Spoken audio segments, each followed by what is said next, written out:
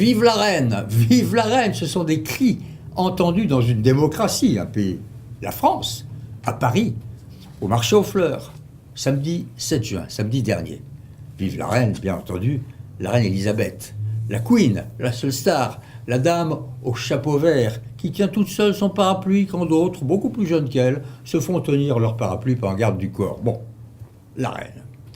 Eh bien, pour reprendre la très belle expression de Michel Crépu, son toujours très talentueux blog de la revue des Deux Mondes, elle a enfoncé tout le monde par la seule magie de sa présence. Crépu dit ceci: par l'évidence de sa fonction entre la jeune infirmière de 18 ans s'activant sous les bombes du Blitz et la reine descendant du train 70 ans plus tard, il n'y aura eu qu'un trait auquel rien n'est à ajouter.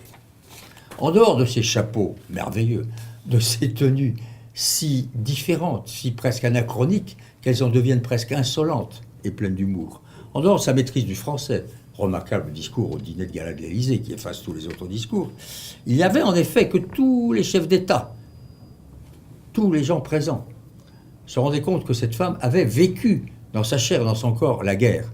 Les vétérans, bien sûr, qui étaient là, les anciens. Mais sinon, il y avait elle, qui a donc vécu Londres sous les bombes lorsque Churchill promettait à sa nation « blood, sweat and tears », du sang, de la sueur et des larmes, si bien que nous avions devant nous, pendant quelques jours, pendant ces cérémonies, qui sont d'ailleurs très bien passées, nous avions, au fond, l'histoire vivante. Et puis, il y a son comportement. On m'a raconté l'ambassade de Grande-Bretagne, la réception. Il y a un carré de VIP, elle serre les mains des VIP, Premier ministre, etc. Mais il n'y a pas que les VIP, il y a 200 autres personnes. Eh bien, croyez-le ou pas, et c'est un témoin vivant qui l'a raconté, elle a, pendant 1h30, serré les mains de tous les membres de cette réception à l'ambassade. 88 ans, à ce niveau-là, c'est pas un métier, c'est un sacerdoce.